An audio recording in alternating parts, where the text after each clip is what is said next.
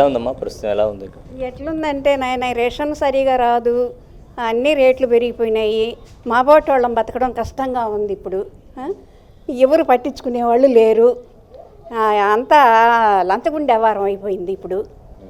ఏమి సక్రంగా లేదు ఈ ప్రభుత్వం. ఎలా ఉండాలి, ఎలా ఉంటే బాగుంటుంది అంటారు? ఎలా అంటే మనకు వస్తువులు రేట్లు అన్నీ తగ్గాల.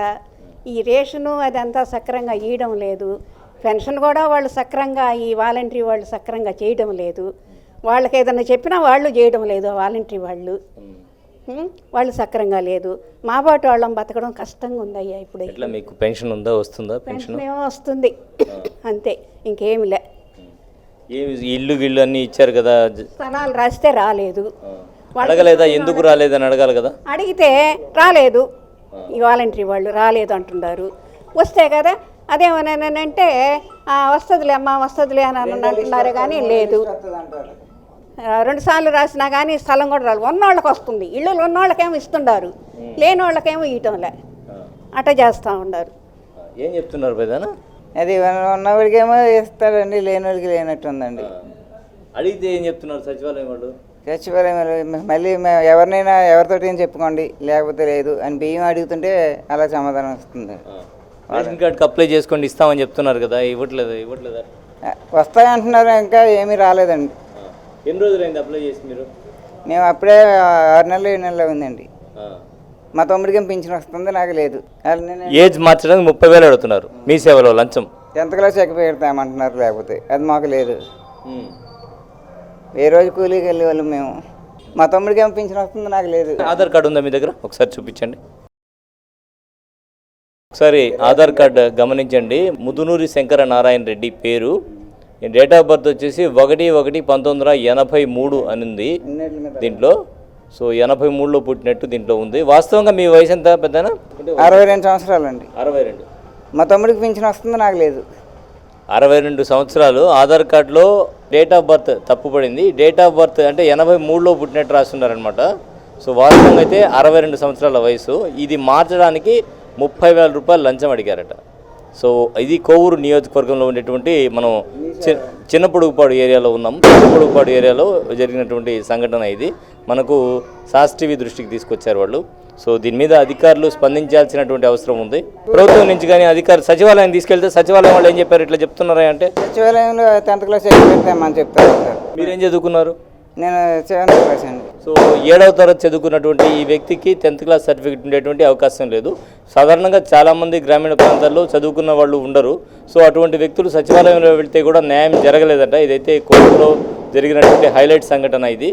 సో 28 సంవత్సరాల వయసు రాస్తున్నారు. ఏజ్ మార్చండి అంటే 30,000 రూపాయలు లంచం అడిగారు. కోవూరు చిన్నపొడుగుపాడులో జరిగినటువంటి ఘటన ఇదనమాట. పేదలు ఈ విధంగా ఇబ్బందులు పడుతూ ఉన్నారు. సో దీని మీద అధికారులు అయితే జిల్లా అధికారులు వెంటనే స్పందించాల్సినటువంటి అవసరం ఉంది. మరి ఇప్పుడు దినేష్ రెడ్డి వచ్చారు, ఆయన దృష్టికి తీసుకెళ్ళకపోయారా ఈ విషయాన్ని? చెప్తామని ఆయనతో తిరుగుతున్నామండి మేము. ఒకసారి రాండి, మేము కూడా ఆయన దృష్టికి తీసుకెళ్తాము.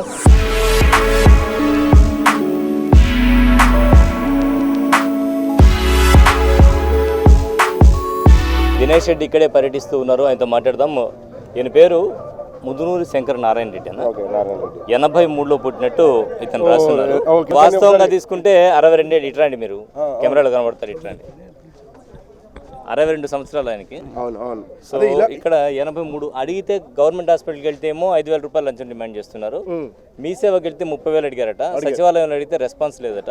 ఏం చేయాలి నాలాంటి వాళ్ళు అని అడుగుతున్నారు. మీరేం చేస్తారు? వాళ్ళు చెప్పింది 100% జెన్యూన్ ఇష్యూ. అయితే మనం గతంలో ఏం చేసామంటే ఇలాంటి వాళ్ళు ఎవరైతే ఉన్నారో కొన్నిసార్లు ఏమవుతుందంటే మనకు తెలియక ఆధార్ కార్డులో ఇది ఇష్యూ అన్నదే కాదు, నేను గ్రామంలో తిరిగేటప్పుడు 100కు పైగా ఇలాంటి ఇష్యూస్ వచ్చాయి. అయితే కొంతమంది నేను చేంజ్ చేయించాను.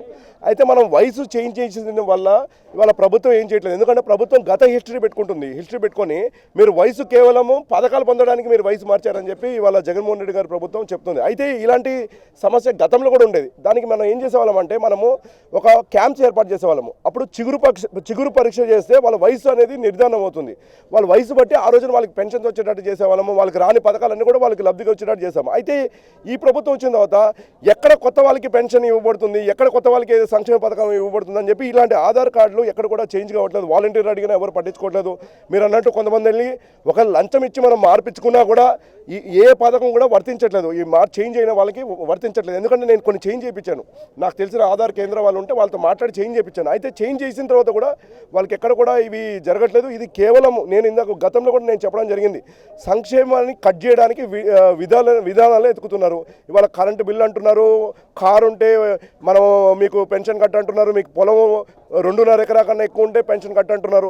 ఇలా ఏదో ఒక రూపాన మనకి సంక్షేమ పథకాలు కట్ చేసుకుంటూ వెళ్ళాలనడానికి వేసి ఎత్తుకుతున్నారు. కానీ ఎలా సంక్షేమం అందిద్దాము, నిజంగా అర్హులకి ఏ విధంగా మనము పథకాలు అందిద్దాం అనే ఆలోచన ఈ ప్రభుత్వం ఎక్కడా లేదు. ఖచ్చితంగా ఇలాంటివి ఉన్నాయని గతంలో లాగా మనము క్యాంప్స్ పెట్టి చేద్దాము. అలానే వీటి జెన్యూనిటీ కోసము ఆ క్యాంప్ సర్టిఫికేట్ పెట్టి ఆధార్ కార్డు చేంజ్ చేసి వాళ్ళందరూ కూడా మనము ఆధార్ కార్డ్స్ వచ్చేటట్టు ఏర్పాటు చేద్దాం. చాలామందికి ఈ దీని బేస్డ్ కొంతమందికి రేషన్ కార్డు కూడా రావట్లేదు. వయసు తక్కువ ఉంది, మీకు ఎందుకు రేషన్ కార్డు అని చెప్పి రేషన్ కార్డు కూడా ఇవ్వట్లేదు. డెఫినెట్గా ఆ ఇష్యూని మన ప్రభుత్వం రాగానే అడ్రస్ చేద్దాం. ఓకే, హ్యాపీనా? హ్యాపీనే.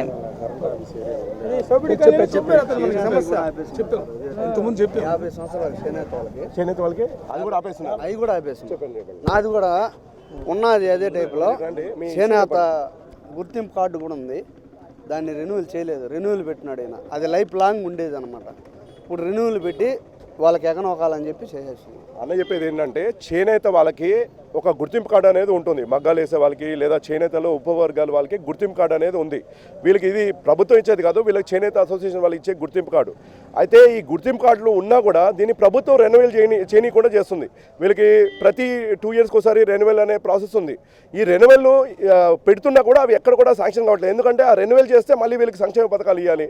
50 ఏళ్ళకే మనం గతంలో నారా చంద్రబాబు గారు ఉన్నప్పుడు 50 ఏళ్ళకే చేనేత వర్గాలకి పెన్షన్ తీసుకొచ్చాం. ఎందుకంటే వాళ్ళు మగ్గాలు చేసి అలానే వాళ్ళు ఆస్తి చేసి వాళ్ళ చేతులు కొద్దిగా వీక్ అవుతాయి, వాళ్ళు ఇంకా కూడా పని చేసుకోలేరన్న ఒక సదుద్దేశంతో ఇవాళ మనం ఇది పెట్టాము. అయితే ఇవాళ ప్రభుత్వం ఏం చేస్తుందంటే కొంతమందికి రెన్యువల్ చేయట్లేదు, కొంతమందికి రెన్యువల్ చేసినా మీరు మగ్గాలుగా చేయట్లేదు, మగ్గం ఉన్నా కూడా మగ్గం చేయట్లేదు అని చెప్పి వాళ్ళకి ఈ పెన్షన్ రానకుండా చేస్తున్నారు. డెఫినెట్గా దీన్ని కూడా అడ్రస్ చేస్తాం. గతంలో మేము 2 క్లస్టర్స్ పెట్టాము. కొవ్వూరు ఒక క్లస్టర్ ఉన్నింది, బుచ్చిరెడ్డిపాలెం క్లస్టర్ ఉంది, 2 చేనేత క్లస్టర్స్. ఈ క్లస్టర్లో మేము పెన్షన్స్ ఎవరికి ఇవ్వాలో అర్థం కానీ అన్ని పెన్షన్స్ ఇచ్చాము. మనము దాదాపు 50 ఏళ్ళు ఉన్న ప్రతి ఒక్కరికి మనం పెన్షన్ ఇచ్చాము. అవి ఇవ్వమో కూడా బుచ్చిరెడ్డిపాలెంలో 200 పెన్షన్స్ మిగిలిపోయాయి, కొవ్వూరులో 150 మిగిలిపోయాయి. ఖచ్చితంగా మళ్ళీ కూడా గత విధానం మళ్ళీ తీసుకొస్తాము. చేనేత వర్గాలకి అన్ని విధాలుగా అండు ఉండేటట్టు చేస్తాము. ఎందుకంటే వాళ్ళు చూస్తున్నాము, ఒక చీర నేస్తే వాళ్ళకి మిగిలేది 250 రూపాయలు. ఒక చీర నేయడానికి 1.5 రోజు పడుతుంది. అంటే మనం ఆ లెక్కేసుకొని చూస్తే కనీసం 6,000 రూపాయలు కూడా ఒక చేనేత కార్మికుడికి రావట్లేదు. అంటే ఇవాళ మనం ఎటు వెళ్ళిపోతున్నామని మనం అర్థం చేసుకోవాల్సిన అవసరం. ఇవాళ మనం ఏ పనికి వెళ్ళినా ఆ పనికి 8,000, 10,000 అలా మనకు వస్తుంది. అలాంటిది చేనేత అంత చేతి వృత్తి చేసి అంత కళా నైపుణ్యం కలిగిన వ్యక్తికి కేవలం 6,000 రూపాయలు నెలకు వస్తుందంటే మనం ఆలోచించాల్సిన అవసరం ఉంది. డెఫినెట్గా వాళ్ళకి రావాల్సిన అన్నీ కూడా వాళ్ళకి వచ్చేటట్టు ఏర్పాటు చేద్దాము. అలానే పవర్ లూమ్స్ని ఈ హ్యాండ్ క్రాఫ్ట్స్ నుంచి సపరేట్ చేసి హ్యాండ్ క్రాఫ్ట్స్ రావాల్సిన బెనిఫిట్స్ వాళ్ళకి ఇద్దాం, పవర్ లూమ్ వాళ్ళకి పవర్ సబ్సిడీ ఇద్దాము. ఇలాంటి అన్న చెప్పిన ఇష్యూస్ని అలా అడ్రస్ చేద్దామని చెప్పి ఆయనకు తెలియజేస్తున్నాం.